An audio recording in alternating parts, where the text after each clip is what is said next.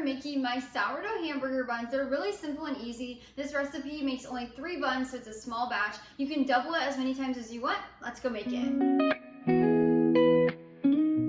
I'll leave the link to my full written recipe down in the description below. You can go down there and click that link. It'll take you over to the blog where you can print and save anytime. To get started, you'll need a medium-sized mixing bowl, and then we'll add in 1/2 cup of water, 1/4 cup of sourdough starter that's been fed. So you want to make sure you feed this about 4 hours before you use it so it's active and bubbly. If you need any tips or help, go down to the description. I'll have it all written there with instructions on how to feed your sourdough starter for this recipe. Then we'll add in 1 teaspoon of sea salt, or you could use regular salt. And finally, 1½ tablespoons of avocado oil. If you don't have avocado oil, you can just use melted butter. Then we're going to stir this to combine.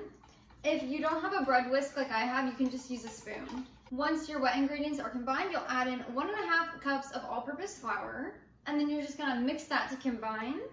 This recipe is really easy and it will replace your store-bought hamburger buns. What is better than that? They're so much better for you with the sourdough fermentation benefits, and they are so much cheaper to make. Once your dough is combined, and it should be a little bit shaggy, just like this, you're gonna just use your hands to kind of combine it into a bowl.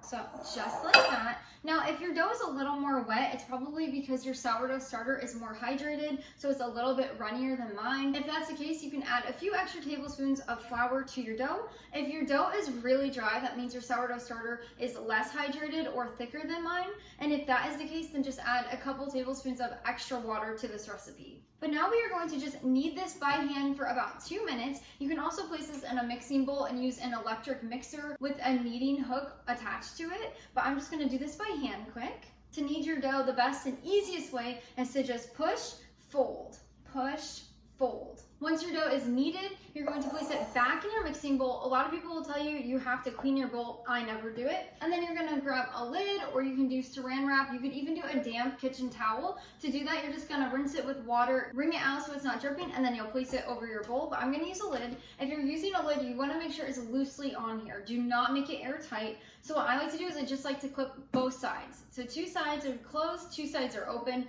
and it's the perfect environment for this to bulk ferment. So now we're gonna let our dough sit on the counter at room temperature for about 10 to 12 hours until it's doubled or tripled in size and there's tons of air bubbles. Right now it's about 10:15 in the morning, so this will be done around 8 to 10 o'clock tonight. I'm not gonna finish making these buns at that time, so if you are done bulk fermenting at a weird time at nighttime like I am, you can then make this airtight and place it in the refrigerator for up to 48 hours until you're ready to continue this recipe. So I'll meet you back here in the morning.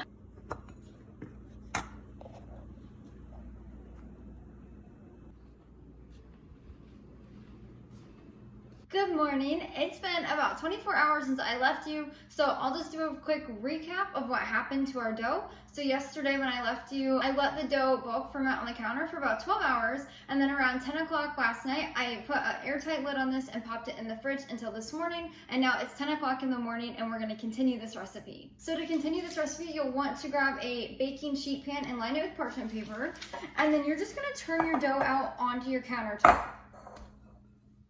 Now, you do not need to use flour unless it starts sticking. One thing about sourdough bread dough is it usually does not stick on your countertop. I don't know why, but it's just, it doesn't. As you can see, it's a little bit sticky on my hands, but it's not sticking necessarily to the counter. So now we're going to just divide this into 3 even pieces. So you can either just eyeball it or you can use a kitchen scale. Either works. So once you have them divided, if you need to like trim off a little and add to another, you definitely can. But once we have our 3 dough pieces, we are then going to grab one at a time and we're going to roll it with our hand. So just like this. This is the fastest and easiest way to shape sourdough hamburger buns. It creates tension in your dough, which is exactly what you want when you're shaping. So once it's a cute little ball, you're gonna place it on your parchment paper. Now, whenever you place your buns on your sheet pan, you wanna make sure they're in the center and not touching. So I like to do about 2 inches apart. And then we're just going to repeat with the other 2. Once your buns are on your parchment lined sheet pan, then you're gonna grab a little bit of flour if you haven't yet, and you're gonna dust your hand off. That way it doesn't stick, and then we're gonna push down on these. You just want to make sure the buns are not too tall. If we don't do this and we skip this part, they will come out really tall, and when you're eating them with a hamburger, it's just way too much bread on the top and not very much on the bottom. So that's why I like to do it this way. So once you have them flattened out just like this, then you're going to grab a dry kitchen towel and we're going to just place it over. Now we're gonna let these proof at room temperature, so we're just gonna let them sit on the counter at room temperature for 2 to 4 hours until they have doubled in size and they're puffy. So in the summertime, this is gonna go much faster than in the winter. When you have dough that's been in the refrigerator after the bulk ferment, it's gonna take a little bit longer for them to warm up and come to room temperature and rise and proof. So just keep that in mind. This step is crucial for making a light and fluffy hamburger bun. So don't rush this step. If you're unsure if they're done proofing, just give them a full 4 hours before you start baking. So I'm gonna leave these on the counter. I'll meet you back here in about 4 hours. Now our buns have proofed for about 4 hours, so let's take a peek. As you can see, they are nice and puffy, just like this. That's exactly what you want.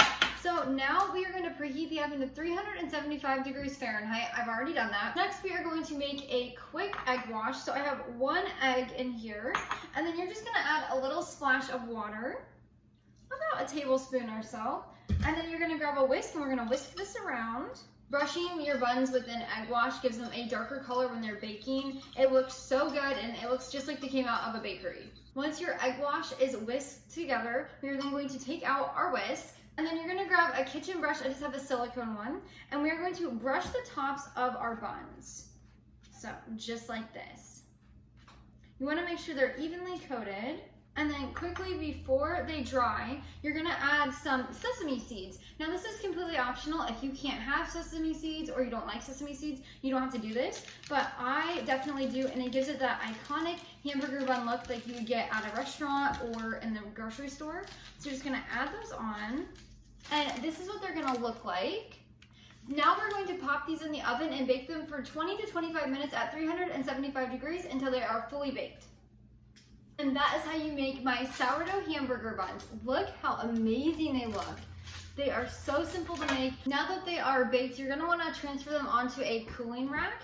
So I'm just going to use my parchment paper, and just like that. Then you're just gonna let these sit until they're completely cooled down. Then you can use them for burgers, you can use them for sandwiches. My personal favorite is to slice them in half and then put them down in a pan that's covered with butter, and it toasts the insides, and then I use them for sandwiches. You could even use them for like a chicken salad if you wanted to make something like that. They're so versatile, and the best part is they're so much better for you from the fermentation benefits, and they are so much cheaper to make than buying store-bought buns. You can store these at room temperature for about 4 to 5 days or in your fridge up to a week. You can also freeze these up to 3 to 6 months. Just make sure they're in an airtight container in your freezer. Thanks so much for joining me today. Until next time, go bring life into your home through the kitchen.